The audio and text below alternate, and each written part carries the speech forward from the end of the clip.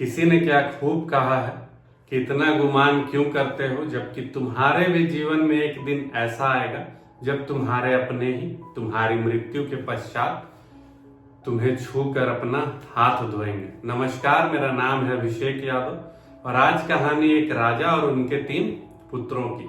वे राजा चाहते थे कि उन तीनों पुत्रों में से जो भी राजा बने वे सभी कार्यों में दक्ष रहे ताकि वह राज्य का संचालन अच्छे तरीके से कर सके भविष्य में। इसलिए उन तीनों को एक टास्क देते हैं। टास्क ये होता है कि उन तीनों को जाकर एक पेड़ को ढूंढना होता है किसी अन्य राज्य में।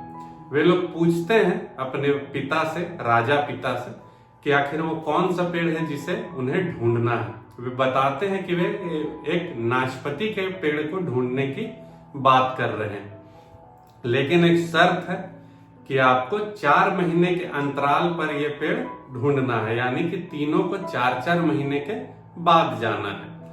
पहला पुत्र, जो बड़ा पुत्र है, वो जाता है और वो देखता है, नाशपाती के पेड़ को ढूंढता है, अगल बगल से पता करता है, तो वो उन्हें प्राप्त होता है एक सूखा हुआ पेड़।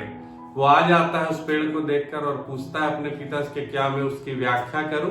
तब उसे कहा जाता है कि अभी नहीं, जब वे दोनों भी पेड़ को देख कर आ जाए तब इसकी व्याख्या करना। फिर दूसरे नंबर का पुत्र जाता है, उसे एक बढ़िया पत्तेदार पेड़ मिलता है, लेकिन उसमें एक कमी होती है, उसमें फल नहीं होता। फिर तीसरा जाता है, उसे फल सहित बढ़िया हरा भरा पेड़ मिलता है। फिर तीनों जब वापस आते हैं और दरबार में उनसे पूछा जाता है कि अब बताओ उस पेड़ की व्याख्या।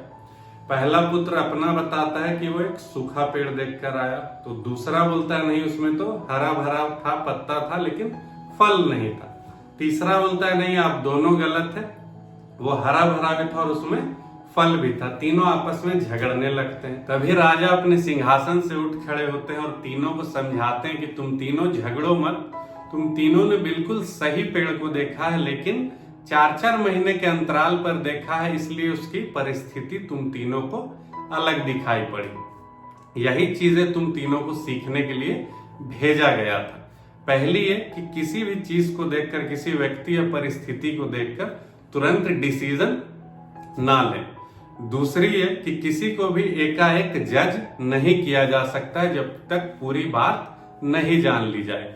और तीसरी ये कि समय हर वक्त एक सा नहीं होता है। वही पेड़ पतझड़ में पूरी तरह से बुरा हो जाता है, वहां से पूरे पत्ते झड़ जाते हैं, और सावन में वही पेड़ हरा भरा हो जाता है। तो वही तीनों बात सिखाने के लिए राजा ने अपने तीनों पुत्रों को भेजा था, ताकि वे लोग अपने समय में जब राजा बने तो राजकार्य अच्छे से चला सके। यही सीख के साथ आप सबको हर हर महादेव।